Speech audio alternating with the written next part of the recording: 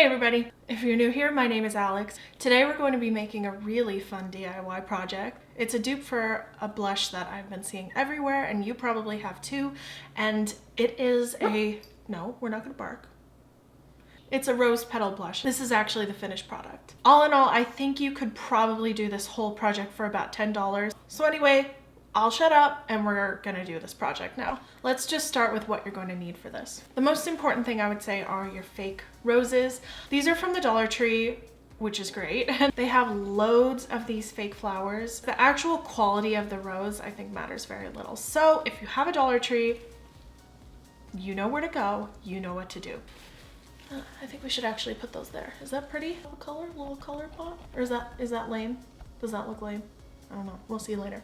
Next, we're gonna need some blushes, or I use my trusty ye old palette of eyeshadows. I got this for a DIY and it just has 2 layers of a bunch of different colors. If you're the type of person who wants to mix their own color, I would go the eyeshadow route. But if you're the type of person who doesn't want to be bothered with that, I would really just go with a powder blush. It's much more simple. And you're going to need some sort of highlighter. I grabbed my MAC Soft and Gentle. That really takes care of the actual blush, but I have developed a very serious relationship with this crazy beautiful metallic powder. It's just a super iridescent, like, unicorn in a jar. I do not know how else to explain it.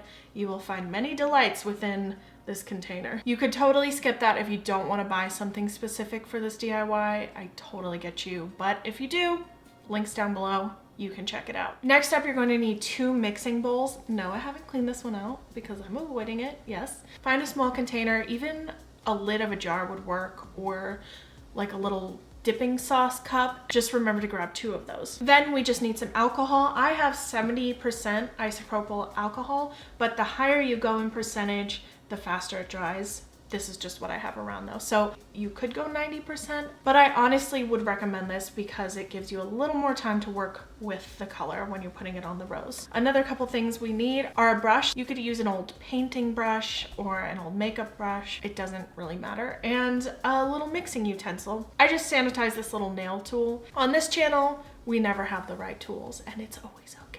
The first thing you're gonna need to do is pull apart your little fake rose. I'll grab these from back here to kind of show you. I first cut one off of the stem and then opened up the rose like that, kind of. There's a little plastic part in the middle of the rose that you can just kind of yank out with some doing. So pull that all apart, separate them, and lay them out on some paper towels. I also saved the little plastic parts that are actually in the rose, and I will show you how to put them back in later. Spoiler alert, it's basically you just shove it back in there, so you know. Now that you've pulled apart your rose, you're going to want to mix your blush mixture. So grab one of these containers and start putting your blush or eyeshadow into it. Something really annoying about using an eyeshadow palette to mix your own color is the fact that as hard as you try, you're gonna get some purple and green in there, and I don't like that. So this was a little frustrating for me, which is why I would recommend you just use a nice blush. I was really wishing I had one of those NYX baked shimmery blushes. I think that would be beautiful. So those are inexpensive, you could do that, or just grab a broken blush out of your drawer that you don't know what else to do with, or a sample blush. This really turns out to be very pretty no matter what you do, I think. After I came up with what I kind of thought was my desired color, it took a while, but I did it. I then just put a tiny bit of my Soft and Gentle highlighter in there because I obviously wanted to give it some shimmer. I'm not gonna really tell you in this how much you have to use of all of these different ingredients. It's really kind of up to you. It really just depends on what color you want, how shimmery you want it, and how dark you want it. So after you've come up with a mixture of the powder that you like, you're gonna add your alcohol. Do this really slowly because if you add too much, you can't really use it. It's not gonna work. And if you add too little, it's going to be pasty. I'm gonna show you the consistency up close here so you can kind of get a better idea. You can also add a scent to this if you'd like. So I used rose water essential oil. You could use a perfume, or you could use any essential oil you like, or you could totally skip it because you don't like your face smelling like things. Now, when you've gotten this far, you're going to grab your brush, your mixture, and your petals that you've already laid out on some paper towels. We're gonna take our brush then, dip it in our mixture, and start painting on the rose petals.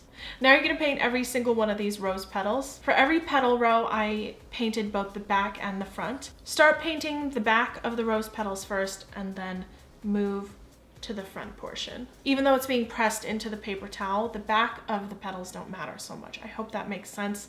I'm trying to show it here.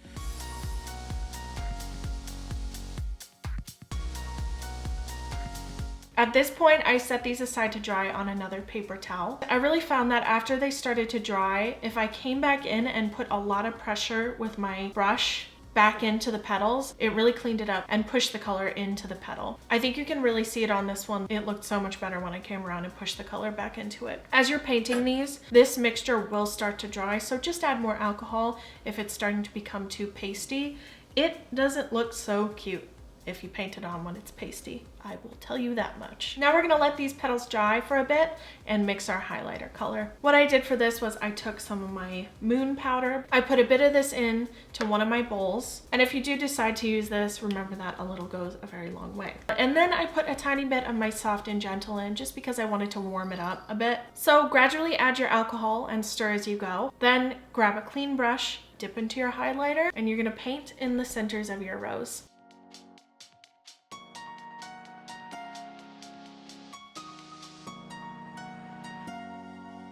You just have to have a little patience at this point and let your petals dry. Give it about an hour and you should be fine to put your rose back together. Now, like I said, I was gonna talk you through actually getting this back together and making it look like a rose. I made the hole a bit wider with a tweezer, and then I individually popped each row back onto the piece of plastic. And ta-da, it looks totally fine. This is probably the point where you'd want to put it in a container of some sort, but I don't have one. So that's what we're working with now. Isn't that like legit beautiful? I was really surprised at how beautiful this actually turned out. I don't know why, but I'm always surprised when I can accomplish a DIY. But really guys, this was very easy and doesn't actually require that much. Admittedly, I wasn't even too excited about the Lancome rose blush. I don't have to have it, but kind of glad I have this for under $10. Anyway guys, I really hope you enjoyed that. If you did, I really appreciate a thumbs up. I would also love to have you stick around and subscribe to this channel if you'd like to. And if you already are, thank you. Also, if you do try this, I would love to see your final product. You could tag my name on Instagram, which is right here. That's my Instagram name. I would love to see what you've created. And if you have any questions, never feel shy to ask. I'll be replying to comments on this so I can help you guys as much as I can. Okay, ingredients are listed down below, as well as any links to anything that might help you with this. I hope you're all doing really well. I'll see you in my next video, okay? Bye!